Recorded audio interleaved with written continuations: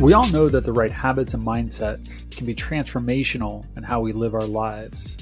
But among the sea of advice online, it can be challenging to know who to trust with these important life decisions. At The Standard, we answer those questions and introduce you to some of the most successful people in the world in their fields and the habits and the mindsets they use to achieve their success. To learn more about our social platform, head on over to www.thestandardapp.com. And now, your host, myself, Chris Palatroni.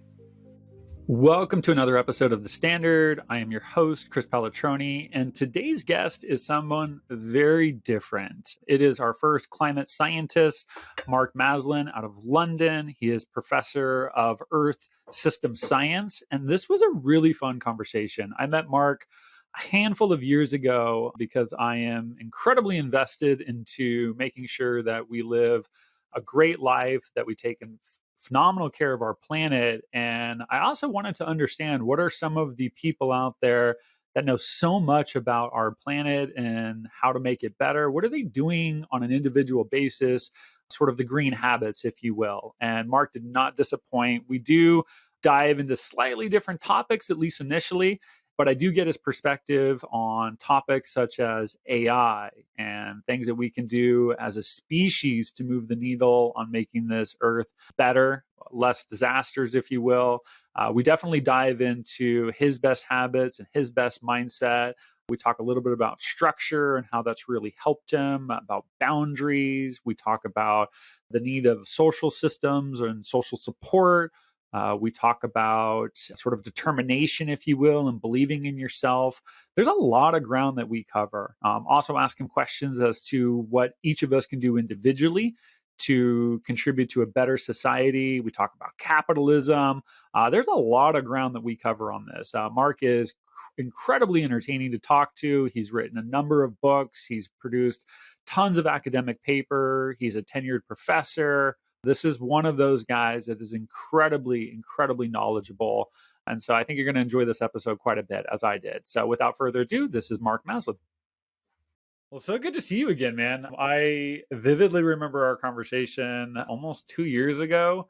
And I've been on this pretty intense journey of how to help people intersecting with climate change and green habits. And so when I built this podcast, I wanted to find ways to take all the amazing people that I've met across the planet and bring them on and start to just pick your brain a little bit. You are, Mark, our first climate scientist on the thing, which is great because I know a couple of them, but I've really leaned into like fitness coaches and yogis and people that are not climate scientists. So I'm super excited about this conversation. I'm curious to see where it takes us.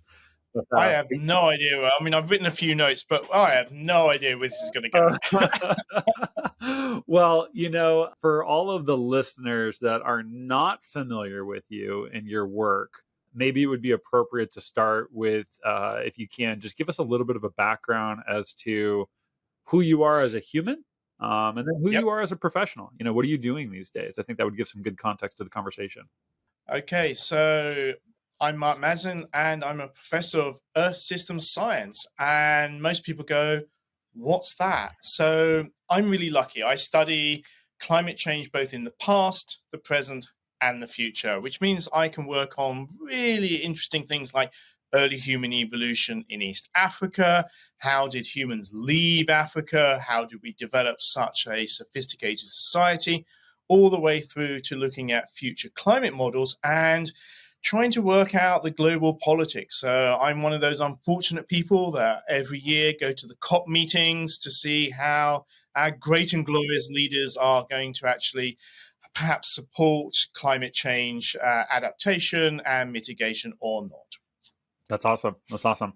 I've got so much I want to say, but I want to try to tease some out of you before I apply any of my thought to it.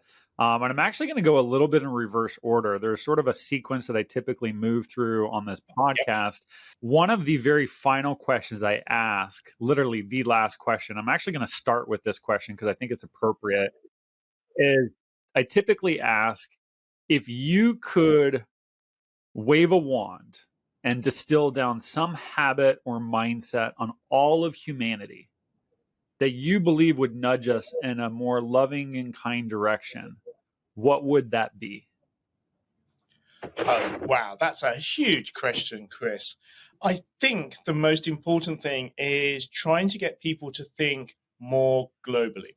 And that may sound very strange. So, as humans, we're very good at engaging one to one like this. We're very good with family. We're very good at sort of like group sizes of about 50 to 100.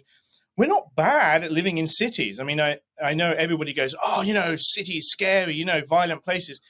Actually, humans are incredibly passive. So it's very, very rare that any violence actually happens. But what we're really bad at is thinking bigger.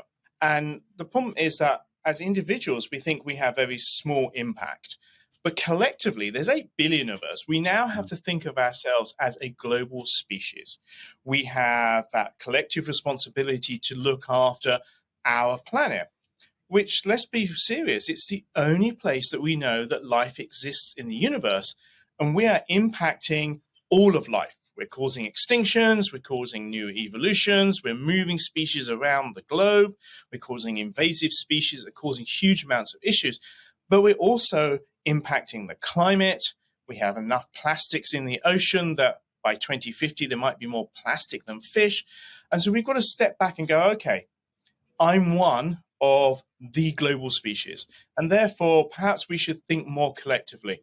And I think that's something we have to develop. I'm getting the feeling that the new generation coming through thinks much more collectively, much more globally.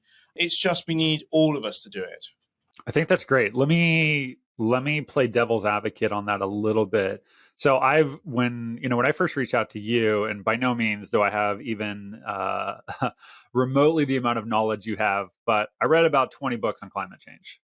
So I went through More than me, and I was trying to look at it from every angle. I mean, I started off with, I read Bill Gates' book, and then I was looking at like the effect on species, and then I was looking at human migration, and I was trying to do the best job I can to see it from as many different angles as possible.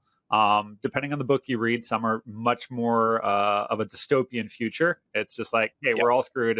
It's over. Don't even bother. And then there's some that are much more hopeful. But those readings really led me to listen to a lot of podcasts to try to catch something that was a little bit more top of mind. And I started getting into psychology of climate change. And so my question to you is, like, in all this listening more on the podcast side, there was a huge argument from some prominent psychologists that are in climate change that, yes, there is big problems on a global level. However, most people are highly preoccupied with themselves.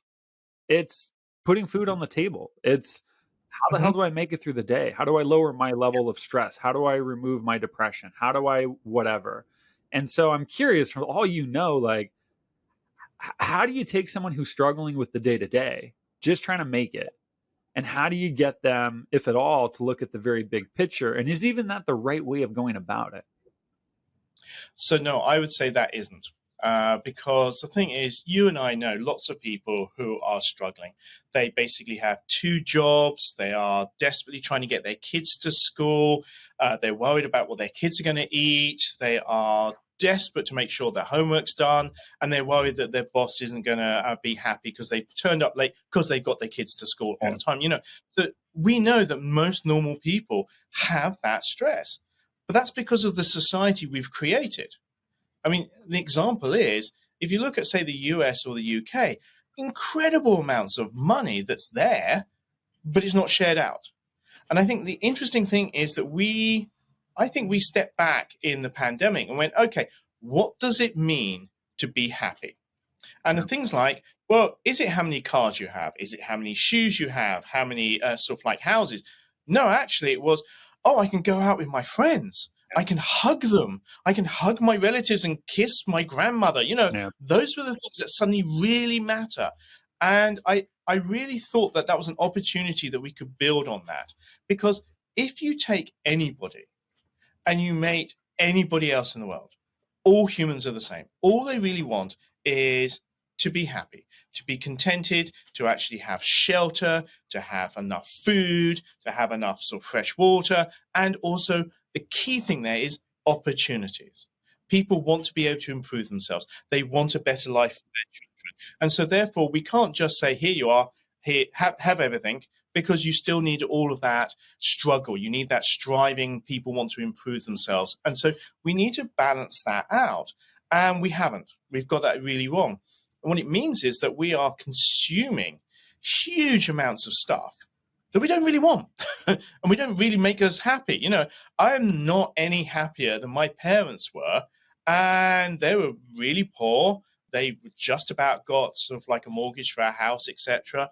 And sort of like they were moving along, but they were improving themselves. Me, I'm very lucky. I'm a full tenured professor. You know, I can buy stuff. I can buy as many books, as you can see behind me, as I want. You know, but I'm not any happier than them. So I think we need to reassess that, which is, what does it mean to be human? What do we need to actually make ourselves individually happy and therefore collectively happy? And actually, how do we make sure that we do that for everyone? And therefore, we have to change our thinking. It's not me, me, me, me. It's about us, us, us. And I think that's something that makes people a lot happier when they can think of collectiveness as well. Do you think we're shifting in that direction currently? I get the feeling that there is a lot of extremeness going on now.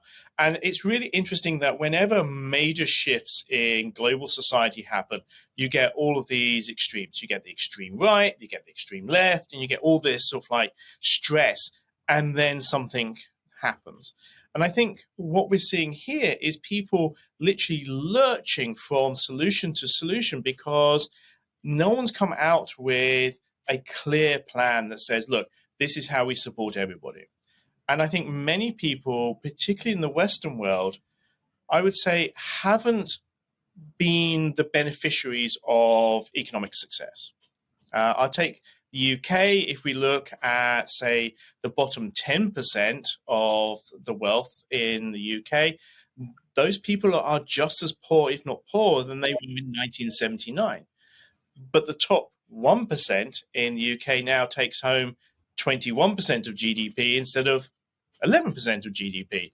And so therefore, a lot of normal people just don't see that they've got any benefit from sort of like all this economic development and all of this wealth. They're just not getting it. There's no trickle down. So I think we have an issue whereby governments have not thought about how to look after everyone.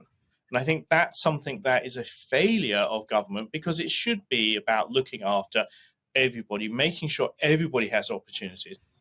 And the thing is, I'm sorry, in a deeply capitalistic way, you want all the best talent. It doesn't matter if that person's poor or middle class or rich. You want the best talents in your country, basically producing really new, novel ideas. And I think that's where we've got stagnation occurring, and we need to actually try to make it more dynamic. Yeah, I often wonder if we are heading in the right direction. And I realize there is a limitation in the way that we think as humans. You know, if you were to zoom out, I mean, the human species is 200,000-ish years old. I remember listening to somebody that said, if you took a 200-page book and there was 100 years on each page of the book, and you were to look at all the milestones that have taken place across human civilization, the vast majority of the book would be incredibly dull. Most of it would be taking place on like the last page when you look over the last 100-ish years. And we can make an argument, you know, there's some other stuff that happened there, maybe outside of the 100 years. But the point is that change is so slow and it's getting so fast that I think a lot of times we focus in the moment, and it's very hard to zoom out and recognize like our species is 200,000 years old. The planet is, 4 billion-ish plus years old. And so my point with this is that in one way, I'm like, we are making incredible progress. The hard part about it is our lives, an individual human, is but a blink of an eye. And so when we look at this 30-year time span, it feels like we're just dragging our knuckles. Like, what the hell is going on? Why is this taking so long? Can we not all see it? But we're also just talking about 30 years, which is like nothing. in the spectrum. And so I don't know. In an optimistic way, I'm saying I think we're heading in the right direction. But in this very microscopic moment, it can feel like we're not making a whole lot of progress. I don't know. What would you agree with that in some ways, or? Oh, absolutely. So one of the things that I focus on is something called the Anthropocene, the idea that humans have become a geological superpower. And there's lots of debate about when it happened. And a dear friend and colleague of mine, Professor Simon Lewis, and I wrote a book called The Human Planet. And what we realized is we analyzed history through environmental impact. And we realized that we sort of accidentally rewrote history, And what we realized is that there are 5 major types of human society. So, of course, we go back to Africa, our origins, hunter-gatherers. And then we have the domestication and agricultural revolution, where we basically took plants and animals and domesticated them. We then get agricultural societies that lasted for about 8,000 to 9,000 years. We then have mercantile capitalism. That's when the Europeans expanded and basically started colonialization. And we then have sort of like the Industrial Revolution. And that then changed everything.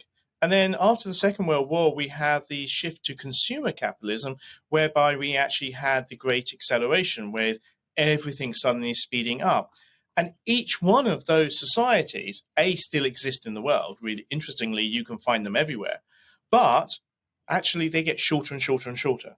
So what comes after consumer capitalism, which is sometime this century, will be a much shorter than it was between the Industrial Revolution and the Second World War. And so, yeah, you're right. Again, it used to be that generation after generation would live in the same environment. We, our children, are having different inputs. You've got sort of like toddlers that will walk up to your TV and go, Yeah. Why is it not a touchscreen? Whereas I'm still struggling going, hey, okay, mobile phone, I really, really hate it, but whereas my children basically go, well, this is the world, they live in a world where Google has always existed, and I think that is really exciting. And just think what's going to happen in the next 5 to 10 years. AI has just exploded. It's literally, and I've been talking to my colleagues here who are AI experts, and I ran an AI, actually a machine learning company for 10 years. And what's really interesting is they have been taken by surprise. It's like, it now really works, and it really works better than we think. And so that's going to change everything. There's going to be so many dynamics, good and really bad, and we're going to have to deal with. And the problem is that we're not very good at dealing with political and social change on a sort of like sub-decadal level. And that's what we're going to have to do. Yeah, it is so interesting. And I do want to talk about AI. And so for anybody listening to this, you're probably wondering, like, why haven't we started talking about habits and mindsets? And we're totally going to get there. But all of this stuff does connect together. But I do want to talk about AI since you did bring it up. What impact? Well, we'll start with the positive. We'll go in the positive direction because it's very easy to go down a dystopian road with AI. But what positive impacts do you anticipate AI having as it relates to a better society? Like, what do you think? Okay, so AI is incredibly good at doing things if you basically ask the right question. So, for example, if you want to manage the energy in a country, supply, demand, you may want to use people's batteries to store energy for the country. You can use AI to make sure it's the most efficient way possible. And therefore, it becomes much more efficient. You save lots of money, you save lots of energy, and your carbon footprint goes down. So you can see lots of really interesting ways of doing that. I remember years ago seeing a design for the safest seat for an aeroplane, designed by AI. And you look at it, and it looks just like a complete random mess of bits of metal stuck to. No human would have gone. Humans go, no, stick it like that, But because they worked out tensions, etc., that was the safest seat. So we can use it in really positive ways. Again, if you want to be able to sort of like ensure that everybody gets sort of like a fair amount of money, say you want to put in universal basic income, you can then use an AI system to basically make sure that people are getting the money, make sure the right people are getting, you can build systems that actually are very positive in society. Yeah. I want to flip back. It reminded me of a question I wanted to ask you, going back to like, we'll say like global politics as it relates to like climate initiatives. I've always had this thought, and I'd be curious of your feedback on it. Right now, I think there's this mindset of, well, why would one country take the lead to be more green than another when they will pay a short-term price and other companies may benefit by not following suit? And I think that's been an argument that's been made a lot. I have like looked at it and said humans are incredibly competitive. Like we Mm-hmm. just are. And I think there's actually a way that competitive nature can spawn like a green revolution in a way that if a country, and it would have to be a significant country, if you will, took the initiative and said, look, we're going to be number one. When it comes to Mm-hmm. green, whatever that means, plant more trees, more solar. I mean, there's issues with all of this stuff. But if they just said, we will be that country, I do feel like other countries will be like, no, you're not going to one up us. We're going to be the greenest country. And I do feel like there's this innate quality in a human to want to be the best and not be left behind on some really important initiative. And I'm curious if you would agree, like if you felt like one country really embraced all that can be done from a green perspective, do you feel like other countries would pick onto that and also try to race to be the best? So I think that's already happening. Okay. So the really interesting thing is, and it's because it's so dispersed, is that if you actually analyze the global economy, about $10 trillion in the economy is in the green economy already. So that means one in every $10 is spent actually in the green economy. So it's already here, it's huge. And so, for example, if we look at energy generation around the world, okay, 80% of it is still fossil fuel. Yeah. But it increases every single year. And what's happening is that increase is just being sucked up by renewables because they're cheaper, they're easier, they are very, very sort of like, I would say, safe. It gives you security. But we're not eating into the 80%, but it's going up. I mean, if you look at wind, you look at solar, you look at EVs, you look at batteries, it's all exponential. Yeah. All exponential. And that's where real long-term money is going to be made. So it's already here. I mean, we have China planting more wind turbines than any other country put together. We have all of that. The problem is it's not going fast enough. And I know that's really strange. It's exponential, but as Simon Sharp in his latest book says, actually, we're doing great stuff, but we have to do it 5 times faster. Yeah. And so you're right. And the other thing that I always come back to is most countries, the thing you really care about is jobs. So we take the US. So in the US, there's about 350,000 jobs in the fossil fuel industry, of which about 32,000 are in coal. There are 10 million jobs in the US growing massively every single year in the green economy. This is why Biden's sort of like wonderful sort of project is working, because he's putting money in the right place to build jobs. Yeah. Okay. Same with Obama. Okay. And so it's interesting is if you're a leader of a country and you want to stimulate jobs, you want to stimulate the economy, you're not going to put it in fossil fuels because, yes, you can make short-term profit because of the geopolitics at the moment. But ultimately, we know that the only countries that are going to continue to make profits out of fossil fuels are those in the Middle East because it's so cheap to actually produce. So Saudi Arabia will always make a profit as long as it's more than $20 per barrel. And so therefore, we basically have a whole system of how do we shift away from that. Europe, because of the Russian crisis, is actually shifting huge amounts of resources into renewables. They're basically doubling their plan. And their plan was pretty impressive for 2030. So we're seeing all of that. The problem is, that's great, we need to do it faster, which is madness. As you said, Yeah. we're trying to do things on a scale that has never been done before. I mean, the only comparable one is the Apollo missions in the US. Okay, and what's brilliant about those is it actually cost the US 4% of their GDP every single year during the 60s to put a person on the moon, which I'll give you a scary stat. That was 1% of world GDP. That's how big the American economy was compared with everybody else's in the 1960s. And so that's the sort of thing. I mean, I've recently was very lucky. I gave the opening address at Fusion 2022. And it was a meeting of the companies, the governments, all looking at fusion energy. And I gave the first talk, and they asked me to do this on purpose. And I set up climate change, but I also then said, look, by 2050, we know that we need to double, if not triple, the amount of energy we produce. Okay, we know this from demand curves.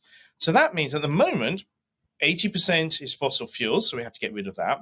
So that means by 2050, we have to produce 180% minimum of the global energy now as renewable.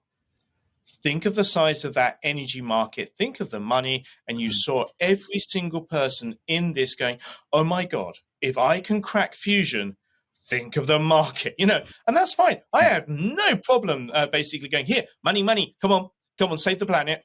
You can make money. Okay. I have no problems with that. Yeah. This is going to be the last question I segue before we dive into your personal habits and mindsets, because I think it really will articulate the connection of what we've been talking about for 20 minutes and how it relates to the individual. So you made this point of, the crisis in Europe with the Russia-Ukraine war has ignited an acceleration in their pursuit for renewables. When I was doing all this research, and I've done a tremendous amount on the individual to try to understand, like, what's it take for somebody to get their individual life together? Like, what's that take? And, when doing all that research, don't get me wrong, like, there are people that can just click it, find a way to eat healthier, exercise more, sleep, all that good stuff. But more often than not, what I found is that it's usually some traumatic event, near-death experience. They got in a car accident, or they were obese and their doctor said, you're now a diabetic, we're going to have to amputate a leg, something like that. It was some incredible shock to the system. And then at that very moment, and not for everybody, but at that very moment, their entire life changed in a very positive way. And what it helped me understand was, like, humans on an individual level are capable of profound change. You can go from living an unhealthy life for 40 years, and I've had some of them on this podcast, and then one day something snapped and they literally went in a complete different direction, and they are a pillar of health. And so then I was reading all these climate books, and I was like, as sad as it is to say, in some ways, I believe we haven't had that shock to the system yet. Yeah. Don't mistake it. I mean, we have got more billion-dollar catastrophes every year. We see them. I live in, Northern California. I mean, we've had some of the wickedest wildfires that have ever taken place on the planet. And we see this all across the planet. And as big and as traumatic as these are, part of me says they haven't produced the type of shock that will elicit the change that is required for all of humanity to make that really sharp pivot. I believe we can. I just don't think we've had the shock yet. I don't know. What would you say to that? Would you agree with that? I think the biggest issue is not the shocks. I think we've had huge amounts of shocks. And if you look at lots of surveys in the US, UK, Australia, all around the world, the majority of people understand climate change is happening. They understand that we've caused it, and they understand that there are quite clear and simple ways of actually dealing with it and actually moving. The biggest problem for me is there are so many vested interests. Again, fossil fuels are basically in the whole of our society. We have, if we look at the big fossil fuel companies, everybody's, oh, I'm worried about BP and Shell. I'm not. They're private companies. We can regulate the hell out of them. We can tax them. We can subsidize them to go into the green economy if we want to. The biggest problem at the moment is out of the 25 largest fossil fuel companies, 19 are state-owned or partly state-owned. And so therefore, they're getting lots of subsidies, tax breaks, and things like that because the country wants to get the petrochemical dollar. And so we're having this mismatch. It is not capitalism that's skewed. It's the nation states who are basically trying to protect their own sort of economy. And I think that's where we need some real intervention. And again, if you had the two big superpowers, China and USA, throwing their weight behind doing something different, i.e., we're going down the green economy, we're not going to allow goods and services from dirty countries, make a huge difference. So one of the interesting things that's going to come in the EU is that they're going to have a border tax based on carbon. The reason being is they argue, hey, look, we're cleaning up all of our industry, all of our production, and therefore we're taking on a cost. So it's not fair that you're going to flood our market with cheap goods and you're polluting the planet. So therefore, we're thinking of a border tax based on carbon. If you have a proper system of regulation and you have a trading scheme like we do, absolutely fine, but not. And the EU is interesting because they have had real global influence in the past that people don't always recognize. So there was a piece of legislation called REACH in the EU. And the bureaucrats basically sat down with scientists and said, okay, how much contamination can we have in each item, whether it's your cup, your jumper, your, whatever. And they literally mandated it. And there is a apocryphal story that basically says the scientists said, oh, this is how much uranium, arsenic, da, da, da, da. And then, of course, because they're bureaucrats and they're just looking after people, they're not politicians, they went, oh, we'll halve it all. It is the only time that the chemical industry in America sent lobbyists to Brussels to go, no, because of one simple reason. Now, this is just for goods being sold into the EU, but the global economy doesn't work like that. So if you make laptops, you might be getting stuff from South America, you might be getting stuff from China, you may be making it in Taiwan, you then basically sell it in China, India, Europe, and the US. So it means you have to clean up all of the factories around the world so you can still sell to the EU, which is about a third of the global market. So by the back door, and they knew they were doing this, by the back door, they were cleaning up, hopefully, factories and industry around the world. So in the same way, when you put a border tax on carbon, you're saying, look, we don't want to. If you clean up your act and your products, of course you can sell them here. And I think there's some really interesting politics like that could go on. But I have to say, I hate to say this, and this really galls me as a Brit. We really do need the US to actually step up and lead. As the leading country in the Western democracies, we do need leadership from there. And what really upsets me is climate change and environmental issues should not be a right or left issue. Okay, yeah. The Republicans have very, very good policies that could deal with pollution and basically make sure that it's a capitalist cap and trade. There are lots of great solutions on the right wing to deal with climate change. And so this whole denial, when you had all of the Republican candidates to basically for the next presidential election going, yeah, we're not even going to admit that climate change exists. I'm going, that's like saying, I'm sorry, I don't breathe air. It's like you need better politics on the right because, again, right-wing politics is just as valid as left-wing, but you need politicians to actually be realistic and actually work with the world as it is, not as they make up. Yeah, we won't dive too much into politics, but I could not agree more. There's a comment you made that and then we're going to segue into you a little bit here, but yeah, I don't know, maybe it's because of my age and where I was born, but like I struggle so much with the right and the left. I don't understand it. I don't understand.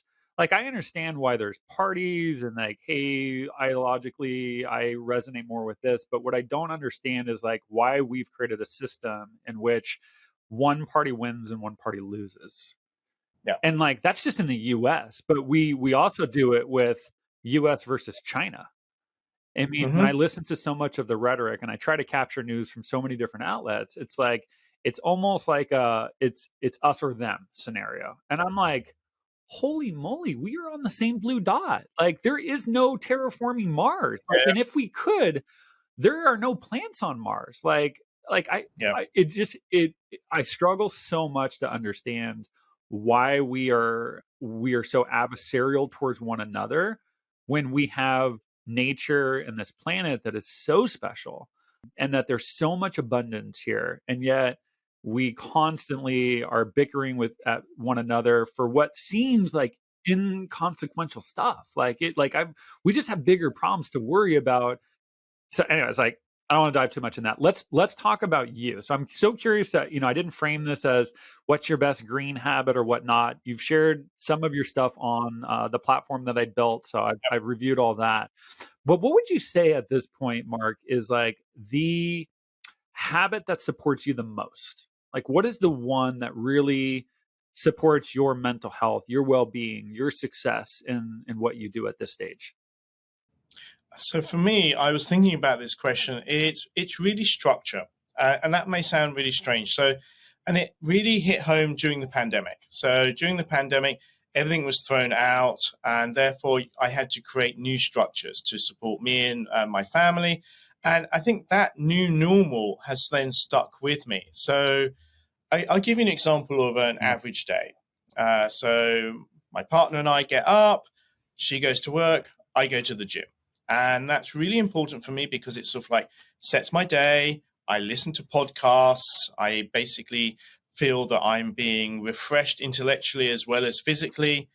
Come home, and the first thing I do is I do all the urgent emails. I literally go mhm, through. I may not answer them, but I'll list them and going, okay, that's something I have to deal with. I then go and have a shower. I'm really lucky I can actually walk to work in London. I know that's a strange thing. And then I have a priority list. It's like, right, what do I need to do today? Is that going to be interspersed by lectures, meetings, events? And then I try to finish at 6:30 or 6 o'clock if possible, and then go home and either cook dinner or I'm at an evening event or I organize something for my partner and I to actually enjoy in London, something cultural, theatre, music, concert. And that sort of is the routine. mm, And I think the reason that structure is so important to me is because my life is very chaotic. Okay. So as you said, I'm an academic. So of course I am teaching, I'm trying to do research, I'm trying to actually mentor my colleagues and PhD students. I'm also trying to write. I also do admin. Okay, that's just one hat. But I'm also then, I've run a company for 10 years. I do a lot of consultancy to support startups and big billion-dollar companies through their whole green transition. I also then do a lot of media. And therefore, all of this just is hugely complicated. And I found that actually having that routine and knowing that I come home and then I shut the door and it's like, fine, I'll just worry about the rest. That's been really, really important for me and actually been a major shift in my life. what happens if you don't? You mentioned that this sort of, I don't know if you said it like it started during the pandemic, but I guess two questions. One, like, was there a point where you weren't as regiment, like you didn't have this routine? Maybe your day was a little bit more chaotic, and if so, like, what effect did that have on you? So I was much more chaotic before the pandemic, and things would get done. But I was finding that I was working weekends and I was working evenings and things like that. And that was actually damaging me, but it was also damaging the people around me, my kids, etc. And so I think that's been the important shift. It's like, okay, I I'm used to looking after everybody else. I've actually got to look after myself. And actually, by having a bit of structure, yeah, okay. every day is not the same. Trust me. I mean, sort of like this. I'm doing a podcast on a Friday afternoon. Why? Because it fitted in because there was a slot, you know. And so, but it just means that there is that sort of structure. Again, I have a lovely structure in my private life as well. So most Saturdays, I will see my youngest daughter, who's looking at universities and will be going off in a year's time. But we then use that time. We go to art galleries because she absolutely adores art. And so I have that sort of structure. So I think that's really important. It's been very good for my mental health to actually go, oh, okay, I know what I'm doing today.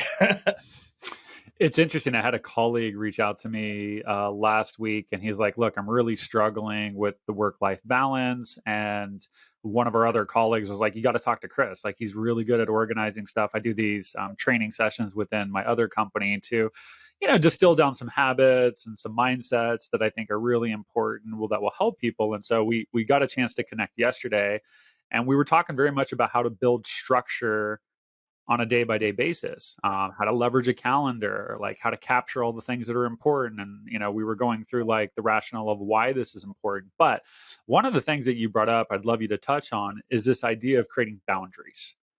And a Yeah. lot of people struggle with it. It's actually come up a fair amount. I remember I spoke with Vasia Sarantopoulos out of Greece. She's phenomenal, wicked smart.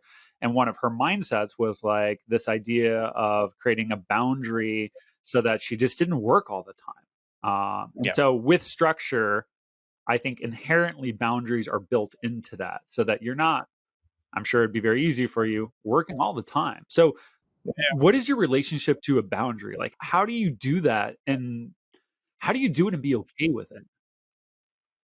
Oh, that, I mean, if I could tell that, I could actually bottle it and sell it to people. I'll be a multiple millionaire.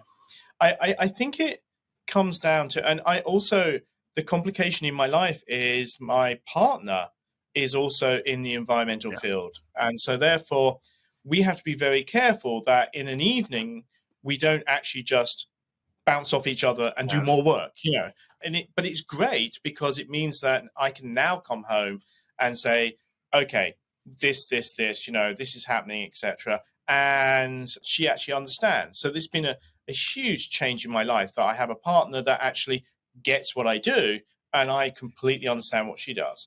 But actually, the boundary thing is really understanding that you need to recharge. And so evenings are not time for work. They're time to actually share with your family, with your partner. And I think also one of the key things is weekends. And I think that's really important. I also then had that epiphany and woke up one morning and realized that I don't actually need to do any more. You know, I've published 190 academic papers. I've published 100 popular articles. I've published 10 books. What am I trying to prove? Now, of course, that doesn't mean I don't want to get up and still really do stuff and create stuff and things like that. But there's no need. There's no, oh my God, am I going to actually get promoted? It's like, no. I'm a full professor. I can step back and choose the things I want to do. So I think it's something, unfortunately, that comes with that maturity, which is, okay, I've made it. Now let's see what is important and how can I help other people to actually achieve where you need to be able to just go, okay. Otherwise, you can just keep going until you retire, and then, which I'm not going to do, which is then you just keep going. So I think it's actually stepping back and going, okay, let's assert that these are all the successes I've done. I don't have to prove myself, but I'm going to do things because they are important or interesting. No, I think well said. How is taking a step away from work and creating these boundaries, how has that made you better at your job? I try to remind people that you don't usually come to your epiphanies, you don't usually reach full creativity when you're sitting at your computer desperately trying to find it. And I think that's a hard thing for people, regardless of what industry you're in. It's this concept of, fear of missing out. It's like, hey, somebody else is working 80 hours a week. Like, if I don't grind it out, especially if you're an entrepreneur, or if you run a company, it's this idea of like, go, go, go all the time. That's what it takes to be successful. And it's really hard to recognize, like, I do need rest for my mental health, my physical health, my family, all this stuff. But in a lot of ways, there's a leap of faith you're taking that if you take that rest, it actually can propel you forward Mhm. in your profession. And I'm curious, have you experienced that at all as you've created boundaries and whatnot? So, two ways of looking at that. First, about a decade ago, I was head of my department, head of a bunch of academics. And actually, I found that my most important managerial role was making my colleagues go on holiday. I mean, academics, because there is no sort of like 9 to 5, and so there's always another paper. Yeah. There's always another student to support. There's always more you can do. There's no end. There's no, I just finished the last paper. It doesn't happen. So, and what was the interesting thing is basically by helping them to actually take time off, of course they come back re-energized and sort of like much more engaged. I find that sort of like before the summer, I could feel myself, the energy level dropping. It's just been a long 6 months. Lots and lots of sort of stuff going on, lots of great stuff, and then being able to have that away time. So my partner and I, we went away and just literally we refused to do anything, and so we literally just sat around reading books, etc. And of course, we come back much more creative. And I think that's something you have to actually get across to people, which is when your mind is freewheeling, whether it's in an evening or a weekend, you can be at the theater and your brain is literally playing games with other stuff. Yeah. And I mean, this is one of the reasons why I always suggest to people, always have a notebook somewhere, or your iPhone, you can use the notes, etc. Because every so often, suddenly in the middle of a conversation, you'll suddenly go, oh, that's a really good opening paragraph. And you quickly type it down and go, okay, I've stored it. I don't have to stress about it. I can go back to it. So I think that's a way of actually making sure you think of stuff, but you also then record it and can move on. One of the classic examples is everybody is told when you go to bed, write out a list of things you need to go do the next day. Mhm. Put it to one side because then you can fall asleep because you won't forget anything because you've written it down. And I think that some of that is really useful. Yeah, I get so I'm a big runner, and I love nature, so it's like a dual effect for me. It's like mental health, it's being in nature, and I listen to podcasts, so very similar to when you exercise in the morning. Um, Yeah. but it took me a while to find the right system, but I would come up with these like ideas, whether it's like a subject line or something I wanted to look into. But I'm out in the woods, like I don't carry anything with me, and so I learned to just use my Apple Watch, and I would just click over the voice recorder, and then I would like pause the podcast, and I would just speak into it for 30 to 60 seconds. I would just jot down that whatever good idea that I thought I had at the moment, and then during my weekly planning, I would then like pull all those recordings off and like transcribe them, and it was a way that I could flex the creativity because I found that if I was in nature. There was more novelty. My mind was very different, and that's where I come up with some of my best ideas. But it was finding a way to capture those ideas so that I was like, "Oh my God, I'm 10 miles from my house. How do I get this down so I don't lose it?"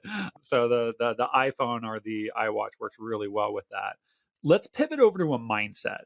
So, in a lot of ways, with a number of guests that I've had on this podcast, they've been like, "Look, dude, like mindsets almost precede habit because you have to have enough clarity as to what you're trying to accomplish to then set a habit into motion. And I think mindsets are incredibly powerful. So similar structure.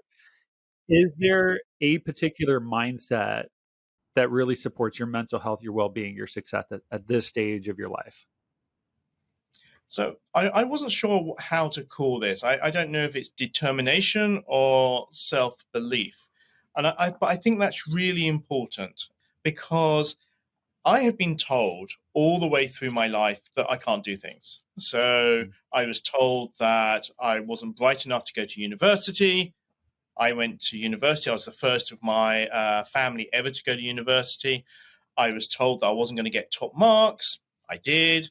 I was told I couldn't do a PhD at Cambridge. I did. And so basically, I came from a relatively poor background, great supportive parents, but went to a state school, not a particularly good one, but ended up at university, and I ended up as a university professor, full tenured professor at the age of 38. And partly because of the determination and partly because of my self-belief that I was able to do that. Because when people say, no, you can't, I just go, I think I can. Again, lots of people will turn around to me and go, well, why don't you just focus on one area? Why aren't you a proper academic? It's like, no, because there's so many fun people to talk to and to engage with, etc. And they go, oh, and therefore I write papers and brainstorm with engineers, business leaders, lawyers, medics. So, and that's really where it comes from. I will say it has to be tempered with, I would say, a little bit of reality.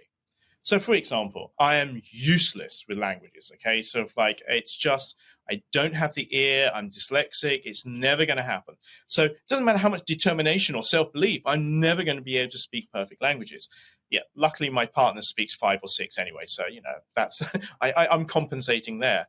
I also had one other moment whereby my latest book, How to Save Our Planet, they asked me, Penguin said, oh, do you want to voice it for the audiobook? And I went, of course, I have self-belief. And then my partner said, just try. Okay, just try, because it's not as easy as you think it is. Okay. So, of course, I recorded myself on the iPhone and went, yeah, I think a professional should do this. So, I think you have to have that determination because everybody's going to stop you. Okay. It doesn't matter. I mean, but I'm very lucky. Okay. So, okay, I came from a poor white background, but I'm privileged because I came from supportive parents. I came from sort of like a white background. I'm male, etc. So I understand I get all those extra privileges. So that helps. And I think that's something I am very aware of to make sure that I don't project on other people. I make sure that other people I support because of their ability, not anything to do with their background. But it's that self-belief. You have to actually, at some point, again, because just look at my Twitter feed. Okay, if I didn't have self-belief and determinism, okay, the vitriolic responses that I get, the number of rude words that I get called every single day, thanks, Elon, absolutely would blow most people. I just look at it and I just go laugh, yeah, delete, block. So I think you have to have that. I also think that comes also from having very supportive colleagues, supportive friends and partners who basically can re-energize you, because we all lose that self-belief. We all have that moment in the wilderness where we're going, I'm so rubbish. I haven't published any papers this month. I haven't done this. And I have to say, occasionally my partner will metaphorically slap me and go, what are you talking about? She's like, no, sort of like these people have done this, I'm just not doing anything. She said, can you just list what you've done in the last month and just play back what you've done in the last month and then tell me if you're not. So sometimes you do need those incredible colleagues, friends, and partner to actually get to re-energize your self-belief. But at the end of the day, you have to believe in yourself because you're doing it. Have you always sort of had this more optimistic growth type mindset, the self-belief, or was there a point in your life where maybe you just felt like life was happening to you, not for you? Ooh, so I think it's gone in waves. Okay. So the strange thing is, why did I do well at school and why did I escape to university? Well, yes, I had supportive parents, but really did not enjoy living at home. Just had clashes with my father, sort of like just the dynamics of a teenage male in a household. And so therefore I worked out the only way to escape was to actually do well at school and get to university. So that was necessity. And then when I was at university, because you're then bombarded with all these great new ideas, new people that had similar outlooks, that then started sort of like building the self-belief.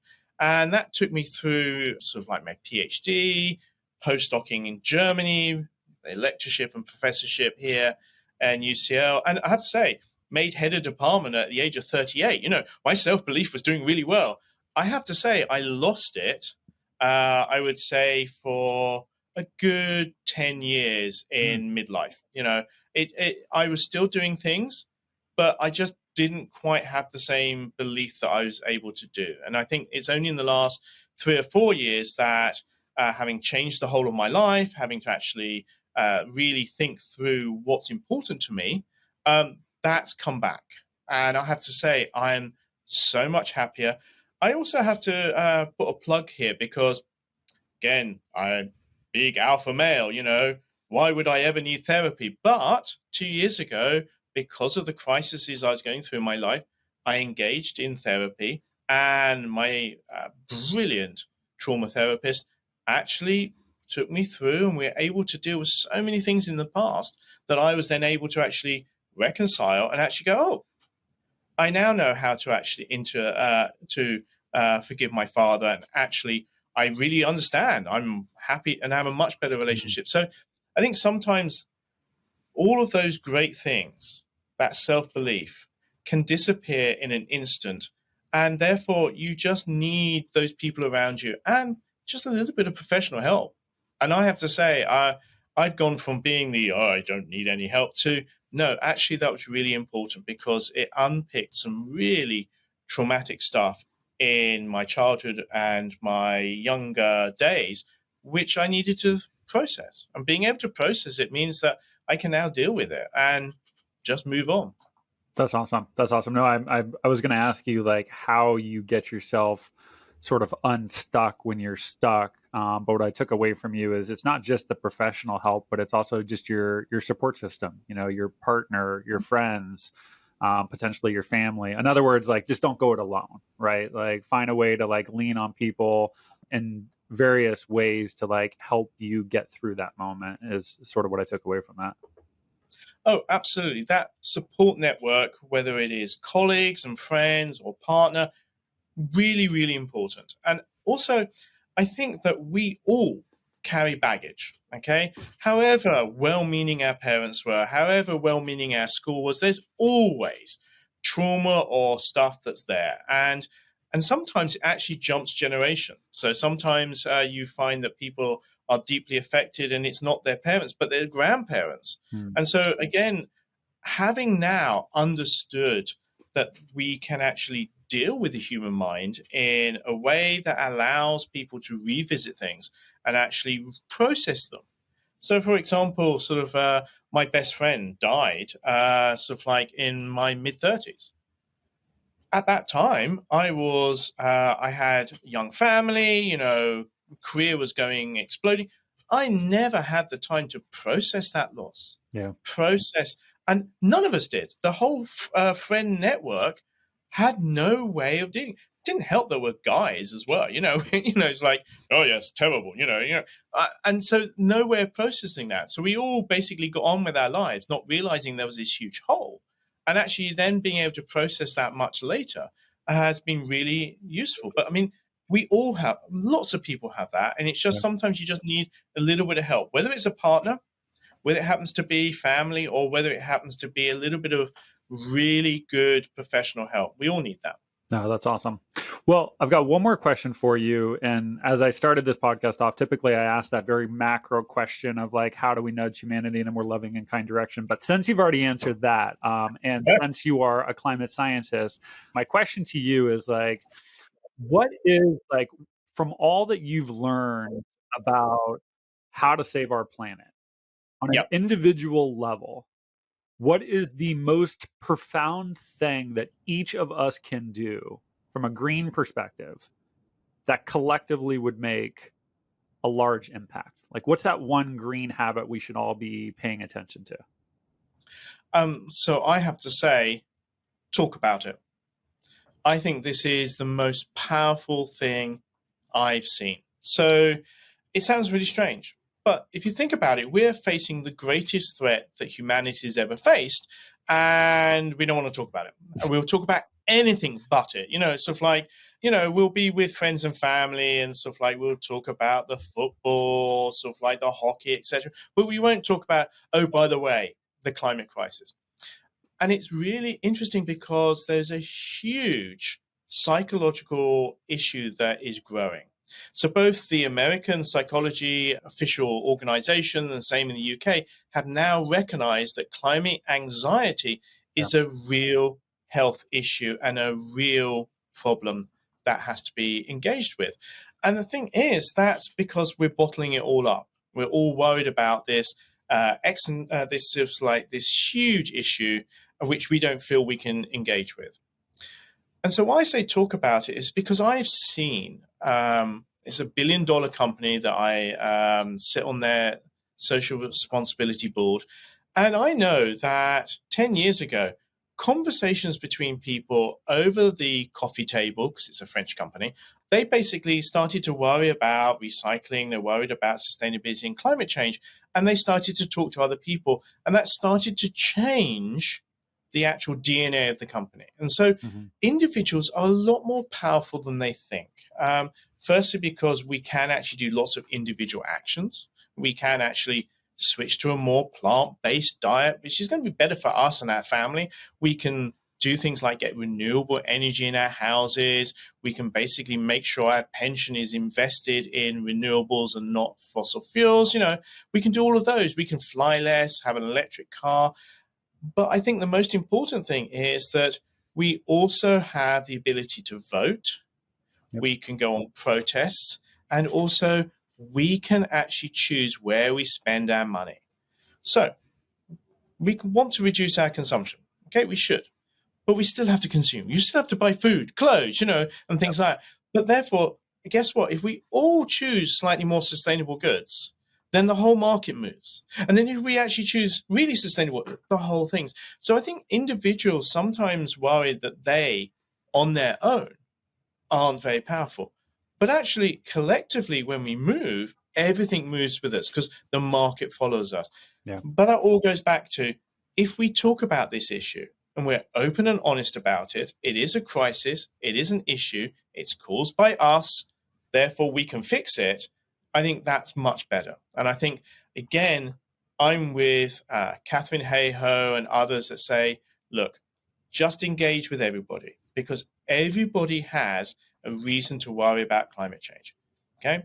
Whether you happen to be a football fan, worried about whether the actual sort of like grass will be green enough to actually play football on, all the way to sort of like whether you run a restaurant and are worried whether you're able to get the same ingredients for your restaurant for your clients. Again, it's all about making sure that people understand how it affects them individually and all the little things they can do. No, it's so well said. I'll add a little context to that. What I've learned in all the stuff that I've read is that everything touches everything. And we're starting to see that with all these disasters, right? Like sure, if you don't believe in climate change, hey, that's on you. But like, let's be honest, like when a fire rolls through that is more prevalent due to man-made conditions, like that has a negative effect on you. Like it will burn a house down or tornado coming through, or let's just be honest. Like I think heat strokes or heat related deaths are one of the most prevalent ways that people die, which is due to climate. So there's so much that does affect us. I was wondering if you were going to say that because you actually shared on talk about climate change. And I experienced it in my house. My wife does not want to talk about it. She's like, what do you want me to do with this information? She's like, how am I supposed to change? And I'm like, and I'm a big believer, awareness is the greatest agent of change. We have to be aware of these things. She's a little bit more of the, just tell me what to do. You know all this crap, what do I do? And I'm like, well, and you've touched on a lot of it. I'm like, well, stop wasting food. Like we need to stop wasting food. Food production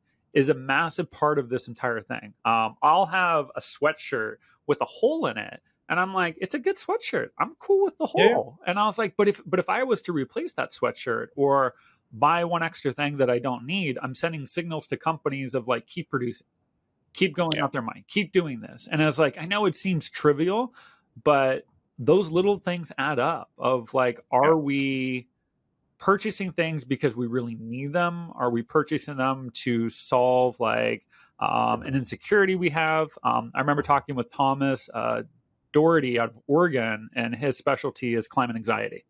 And that's a real thing. One of the things I've learned and all that I've read about climate change and the psychology is taking action is a phenomenal way to reduce anxiety. Like a action. It doesn't matter what. Like you have to Correct. feel like maybe it's composting, maybe it's your own home garden, maybe it's voting, maybe it's an EV vehicle. Like just taking some sort of action is a great way to reduce it. So I think there's a lot of really practical stuff we do, but I would agree with you. Like we do need to talk about it. The only other thing I would throw in there, and it's not easy to do, is you have to be hopeful. Like hope is a huge part of this entire process. Like if you do not believe, whether we're talking about your individual life getting better, or you don't believe that society or the planet can get better, it becomes very self-fulfilling. And so I remember reading a lot of these climate books, and some of them, The Uninhabitable Planet by David Wallace, like there's no hope in that book. There's not one word of hope. I left that book with a week-long anxiety. Like I remember very vividly, I was like, this is like the worst book I've ever read. Like even if it's real. And then there was another one, I forget the name of it, by Eric something. And his book was much more hopeful. And I was like, if we could believe that there's a better opportunity, then we can make it a reality. So. Well, I have to say, Chris, I'm going to push back against that because I think hope is the wrong thing. Okay. I think because hope sometimes means that people go, oh, I'm hoping the future will get better. I'm optimistic things will change. No, I think what we need to be is proactive. It is, I can imagine a better future. I can imagine a better future for myself, my family, for the country, and for the world. And I write books saying these are things we need to do. And actually, I think it's that being proactive. It's saying, I want a better world. I'm not going to hope for it. I want it. And I demand it. I don't see any reason why we shouldn't. So I'm not going to hope that other people do it. I'm not going to hope that something luckily, oh, look, magic, it's happened. No, I'm going to actually be proactive. I'm going to make sure that I keep talking to everybody. I lecture to people. I basically write books. I'm going to try to do all I can with my energy to make that better world happen. And I think that's the way that we are so positive. And again, I'm going to pick you up as well. I bet you your wife listens to all the stuff that you're talking about, and I bet all of my dollars that she goes out and she's talking to her social group, her work, etc., and she's engaging in those and that moving that information from you to them, and actually those are sparking other conversations, and that's actually spreading the word. And that's what we need to do. I think it's an action. We need action. We need lots of actions. We need to be incredibly positive about what future we want. Well said. Well said. Where can people go to learn a little bit more about you, Mark? Where's the right place? So I'm at University College London. So we have a website. You can look it up. But also I'm on LinkedIn because I've realized that I think one of the greatest energy and most dynamic sort of systems that we can use for this is, of course, business. So I'm engaging with business all the time. I am on Twitter. Please don't read the comments because it really will put you off life and humans forever. And also, I've written books. So my book that I'm most proudest of, and I'm happy to say that, is How to Save the Planet, The Facts, which is non-linear. You can pick any chapter. You can start on the individual. You can start on this sort of like corporate chapter. Just read it through. It's all single bullet points because I realized I wanted to communicate. I didn't want to pontificate. And it's just a really short paperback. So you can take it. Oh, and also I wrote it in so it has lots of really interesting quotes. So you can throw them onto social media left, right, and center and see if I ever get into one of those famous quote books. Oh, that's awesome. That's awesome. I will ask you if there is, outside of anything that you've written, is there one book related to climate change that you feel is beneficial for people to pick up and read? Is there one that sort of stands out to you?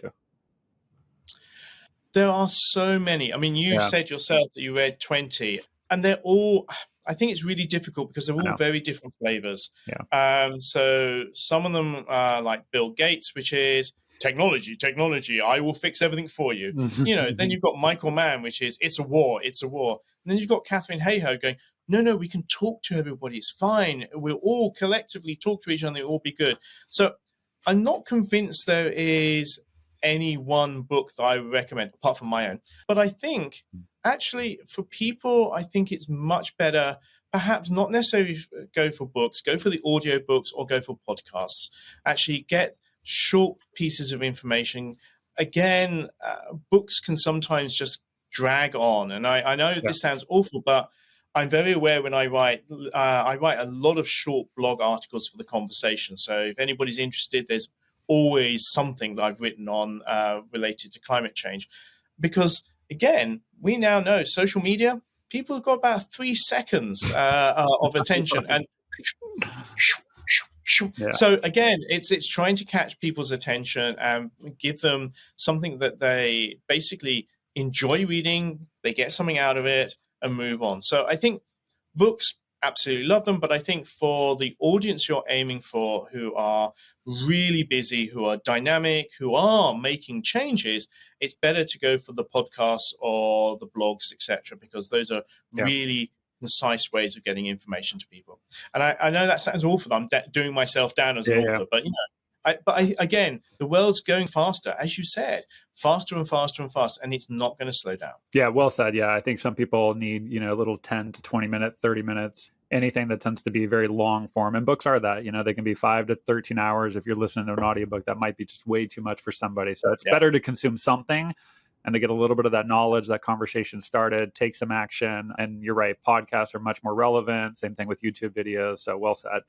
Mark, this has been awesome. Thanks so much for taking some time. I know this was short notice, but I've wanted you on this for a while. You have not disappointed. So thank you very much for coming on. I do appreciate it. Chris, I'm an academic. I love talking about myself. So of course I was going to say yes. Oh man, well, this is awesome. Thank you for listening to another episode of The Standard. Before we go, click on the link in the show notes of this episode to learn more about today's guest. And if you enjoyed this episode, please share it with somebody who you think would benefit from it as well.